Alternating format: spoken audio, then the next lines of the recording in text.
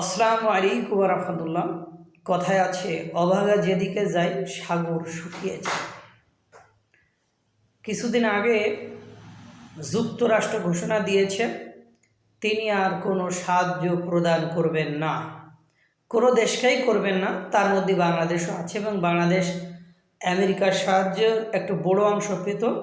সেটা দিয়ে বাংলাদেশের জনগণের অনেক উপকার হতো, দেশের অনেক কল্যাণকর কাজ হতো। সেটা বন্ধ। ভারত সাহায্য দেওয়া বন্ধ করে দিয়েছে। এখন শুনলাম সুইজারল্যান্ডও বাংলাদেশের আর কোনো সাহায্য দিবে না, অর্থাৎ সাহায্যের হাত বাড়ানো তারা বন্ধ করে দিয়েছে। পাশাপাশি বিশ্বের যে দাতা সংস্থাগুলো আছে, সেই দাতা সংস্থাগুলো বেশ কিছুদিন হলো বাংলাদেশকে অর্থনৈতিক সহায়তা দিচ্ছে না।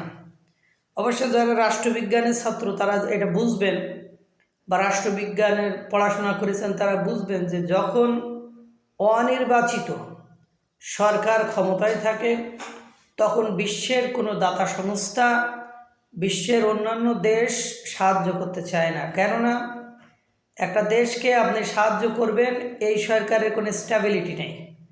এই সরকার যদি কালকে কোনো রাজনৈতিক দল একত্রিত হয়ে আন্দোলনের নামে পরশুদিন চলে যাবে, তখন তাদের সাথে লেনদেনের হিসাব, তাদের সাথে ব্যবসায়িক হিসাব বা অন্য অন্য যে কর্মকাণ্ডের হিসাব কিতাব আছে সেটা ভ্যালুলেস হয়ে যাবে।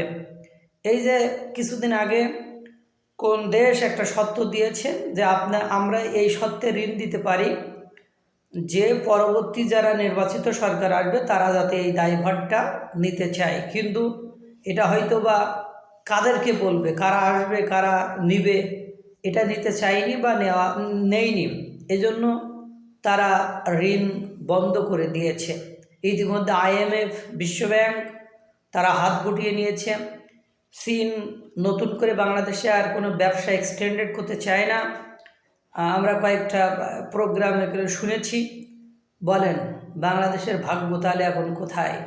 যারা রাষ্ট্রবিজ্ঞানে পড়েছেন আবার বলছে তারা জানেন যে অনির্বাচিত সরকার ক্ষমতায় থাকলে বিদেশ এদেশের সাথে ব্যবসা করবে না। পাশাপাশি বাংলাদেশের অর্থনৈতিক যে কী খারাপ অবস্থা সেটা আপনারাও ভালো করে জানেন, যে বেতন দেওয়ার জন্য ভ্যাট বাড়াতে হয়।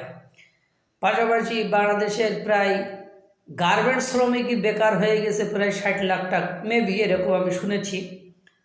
পাশাপাশি বেক্সিমকো কোম্পানি বন্ধ হয়ে যাচ্ছে, ওখানে 40-42 হাজার শ্রমিক বেকার হয়ে যাবে। এরকম বিভিন্ন ব্যাংক বন্ধ হয়ে যাচ্ছে, বিভিন্ন ছোটোখাটো কোম্পানিগুলো, কারখানাগুলো বন্ধ হয়ে যাচ্ছে। এই বাংলাদেশের কি হবে? তারপরে দাতা সংস্থাগুলো সাহায্যের হাত বাড়ানো বন্ধ করে দিয়েছে। আল্লাহ তাআলা আমাদেরকে ভালো রাখুক, সুস্থ রাখুক। আসসালামু আলাইকুম ওয়া রাহমাতুল্লাহ।